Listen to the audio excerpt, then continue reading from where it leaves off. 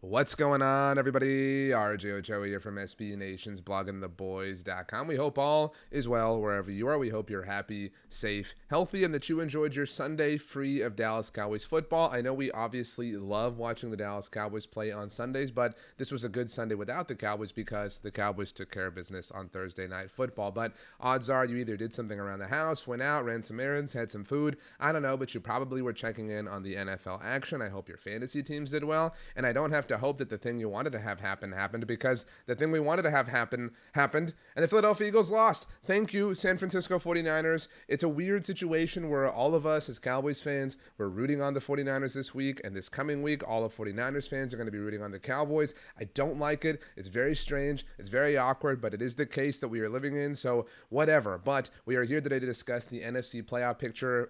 Full disclosure for you, I'm filming this in the middle of Sunday Night Football. The Kansas City Chiefs are trailing the Green Bay Packers. A Packers win would not be ideal, and I say that, and it's not a dramatic thing. We would just prefer that the Packers lose, but even if they win, it is hardly a big deal as it relates to the Cowboys. Let's take a look at the NFC standings as they sit at halftime, which is actually where I'm at in the game currently in my moment in time, with the Green Bay Packers leading the Kansas City Chiefs. The Philadelphia Eagles did lose, thankfully so. They are now 10-2 on the season. The San Francisco 49ers, with that win, are right behind them on their heels at 9-3. The Detroit Lions got their win over the New Orleans Saints. That is what we wanted to see as well, although that was a little bit more subject to debate and interpretation, but whatever. We're not here to really talk about that game specifically. They are still 9-3, which is the point. The Atlanta Falcons survived against the New York Jets. They got all the way up to 500. Well done, Atlanta Falcons. Good for you. They are 6-6 on the season. Of course, the Cowboys 9-3. We knew that already. So did we know that the Minnesota Vikings were 6-6. They were on bye this week. The Los Angeles Rams successfully defeated the Cleveland Browns. Shout out to Kyron Williams and my fantasy team.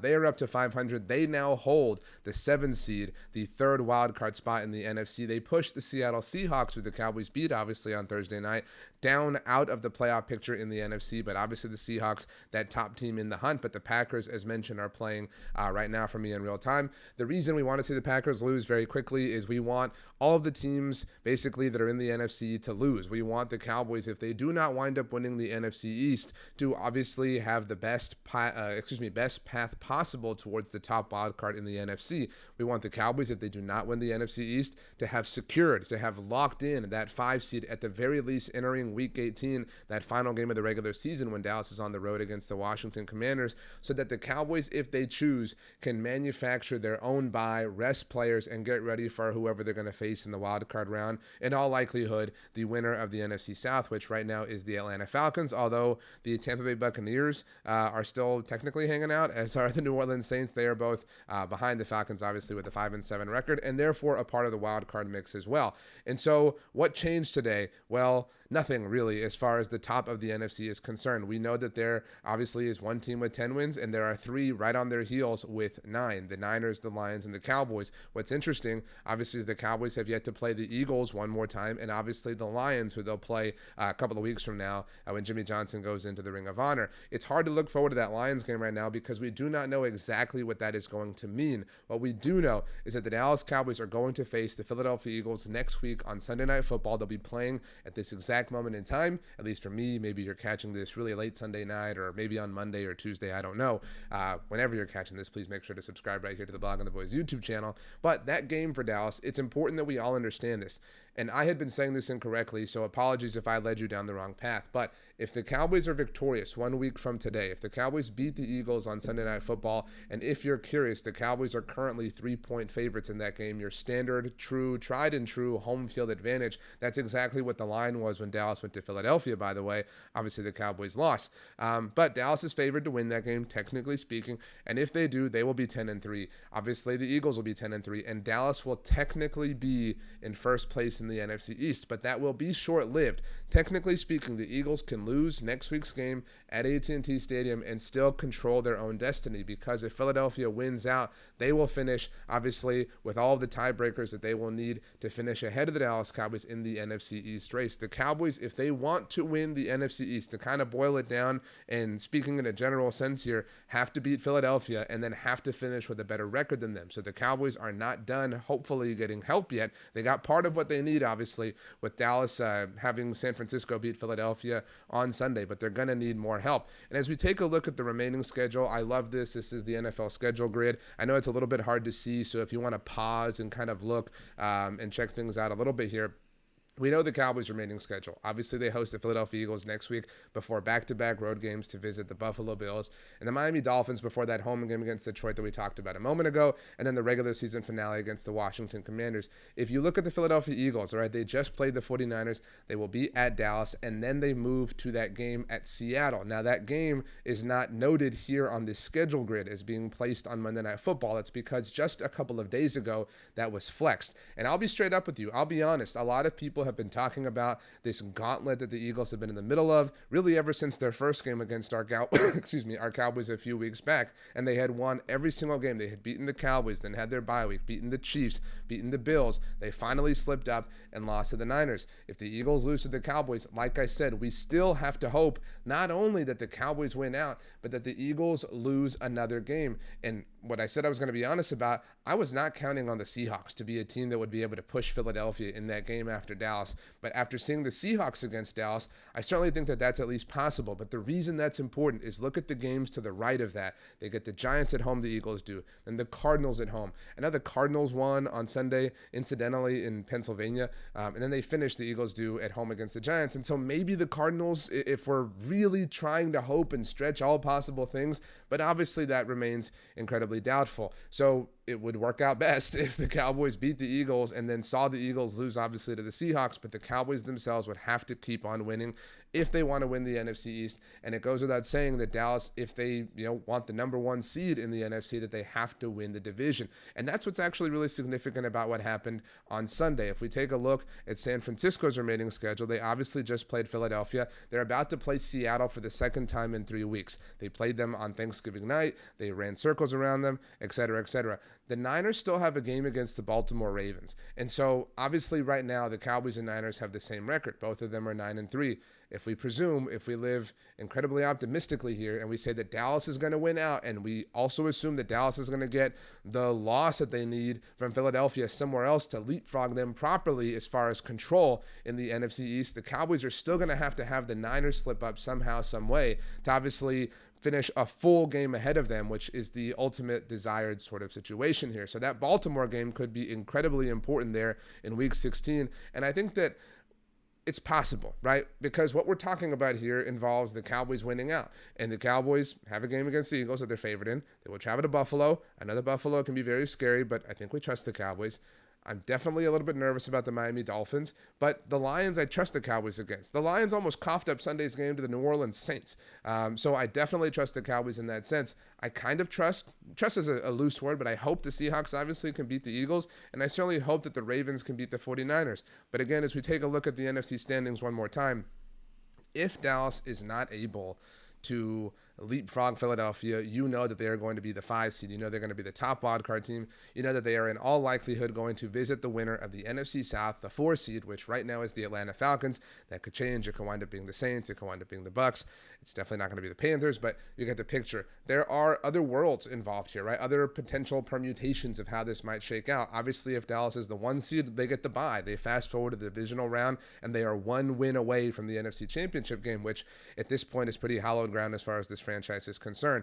But it's also possible that San Francisco winds up with that 1 seed and Dallas leapfrogs Philadelphia and winds up with the 2 seed. That still is a situation and a scenario that we really like, because that would at the very least ensure 2 home games for the Cowboys in the playoffs. Obviously the wild card game and obviously the divisional round, because Dallas would not be traveling to face the 1 seed in the divisional round if they were the 2 seed. And if Dallas were the 2 seed, you hope that maybe it works out to where San Francisco has to host Philadelphia and you only have to beat one of those teams. So again, there's a lot of power and a lot of luxury that comes with winning your own particular division. I do want to explain one more potential situation though. And that is where we're at now.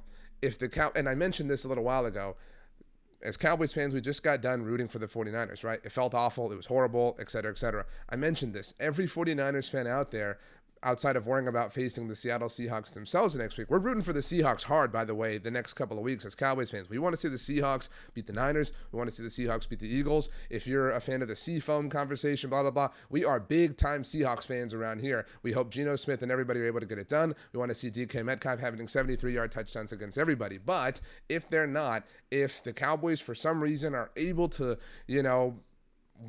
leapfrog the Eagles or not leapfrog the Eagles. Let me explain it one more time because I'm getting ahead of myself in my own head. Say the Cowboys, this is what I meant to say, do not leapfrog the Eagles. Oh, well, we've accepted, right, that we're okay with the Cowboys being the 5 seed visiting the 4 seed. But it's possible that the Niners leapfrog the Eagles, that the Eagles retain control and possession of the NFC East and they win the division, but they just do not finish as the 1 seed. What would suck about that, and I say suck relatively speaking, because we're still too early to be worrying about things like this, but it is just worth talking about out loud, which is what we're doing here. Say the Niners, let's just flip those two, the two teams you're looking at right here. Flip Philadelphia and San Francisco.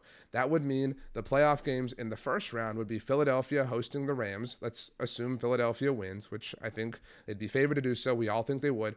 Detroit would then host Minnesota. We all think that Detroit would win that game, right? And Dallas would visit Atlanta. I think that the favorites in all 3 of those games would be the Eagles hosting the Rams, the Lions hosting the Vikings, and the Cowboys, even though they would be on the road against the Falcons. Say that wild card round went chalk. All the favorites won. That would mean that in the divisional round of the playoffs, the Eagles as the 2 seed would host the Lions, and the Cowboys as the lowest seed remaining would travel to face San Francisco in the divisional round of the playoffs, which was already obviously terrifying, but particularly so after seeing the way that San Francisco ran all over the Eagles on Sunday afternoon. So I know that, it's impossible, right? I cannot craft or weave a situation or a scenario where you're going to say, that's awesome, I feel great about this. The reality of what we want to see the Cowboys do is that it's terrifying, is that it's filled with all potential sorts of doom and gloom, because winning a Super Bowl, which is what we want to see this team do, is very, very, very difficult. So there is going to come a point where we are going to be uncomfortable. What we want is the best potential path to that point of uncomfortability, which obviously is winning your division, which obviously is being the top seed in the conference. And on Sunday, the Cowboys got a lot of help towards accomplishing those initial goals. It may not wind up happening, but there is a pulse, there is a legitimate heartbeat towards that potential idea. It all starts next Sunday, or it all continues, I should say, next Sunday night with the Dallas Cowboys hosting the Philadelphia Eagles. Last thing before we get out of here, this is as of right now. It's about 9 p.m. Central Standard Time for me on Sunday, December 3rd. These are the MVP odds currently at DraftKings Sportsbook. Jalen Hurts' odds did dip a little bit, but still the leader at plus 255. Patrick Mahomes, like I said, at halftime trailing the Green Bay Packers. Second at plus 400. You will see that Dak Prescott is tied for the 3rd best odds with Baltimore Ravens quarterback Lamar Jackson at plus 475. Obviously, Lamar's team was on bye this week. Brock Purdy, who beat the Philadelphia Eagles with the Niners, right behind them at plus 550. We'll see if those things move, obviously, but just an update in terms of where things stand. My name is RJ Ochoa. You can follow me on Twitter, Instagram, or Threads at RJ Ochoa, on TikTok at rj.ochoa. You can send me an email if you would like, rj.ochoa@sbnation.com. Please make sure to subscribe here to the Blog on the Boys YouTube channel for all kinds of videos where we're breaking things down, assessing situations. We have lots of live shows, live streams, all sorts of fun happening around here, so please make sure to subscribe. Also, make sure to have a great start to your week. Life is fun right now for the Dallas Cowboys and the NFC Playoff Picture as a whole. Thanks so much for hanging out, everybody. We'll see you next time.